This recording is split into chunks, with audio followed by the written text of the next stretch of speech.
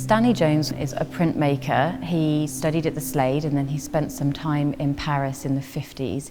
And when he came back to the UK in 1958, he set up Curwen Studios. So he was a kind of master printmaker, but what he did with Curwen that was really interesting was that he started approaching quite established artists and also particularly sculptors to make prints, whereas perhaps they hadn't tried that medium before. And Hepworth was one of those that he approached. The first prints done with Barbara were basically 2 editions commissioned. Barbara came to my studio in St Ives and actually brought with her a piece of zinc plate ground for lithography, which I'd advised her to use for her idea as an experiment, not as an edition to print. What she'd done was to grind off the grain, which is emphatically necessary for the printing of the lithograph.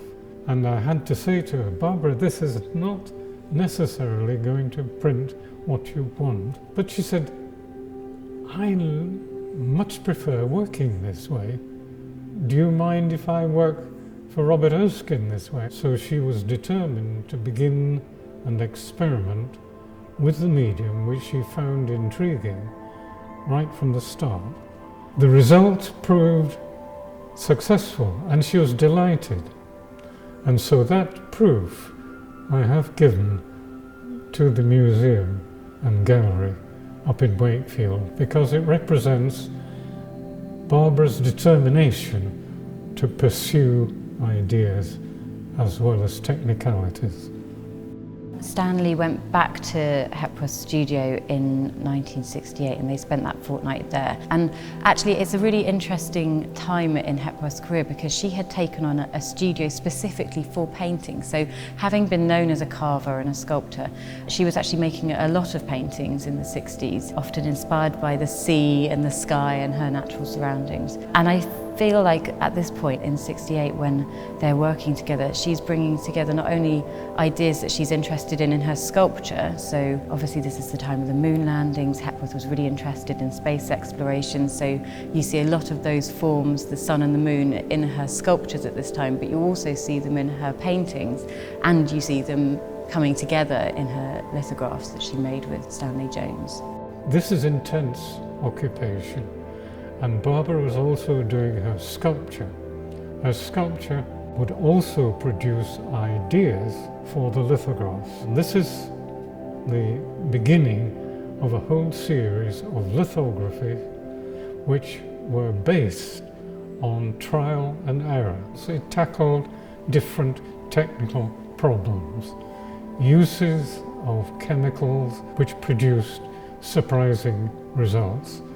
And of course, being Barbara, she got carried away with experimentation. Sometimes she couldn't wait and would come down the harbour where I was lodging, taking me back to her studio and actually working with her until daylight dawned.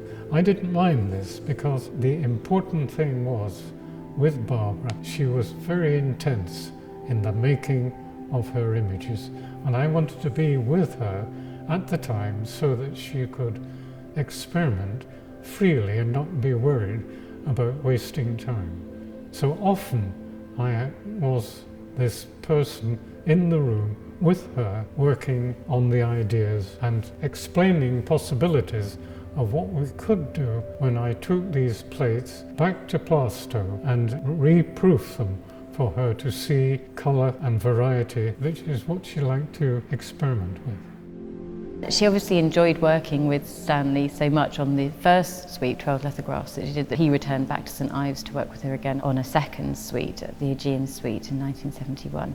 And the name, I think, comes from Hepworth's trip to Greece in 1954.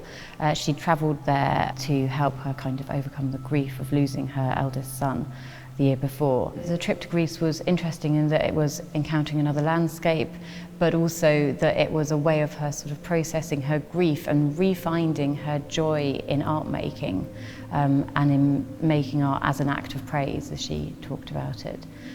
So I think that sense of kind of joy comes through in the Aegean Suite as well, and certainly those kind of vivid colours.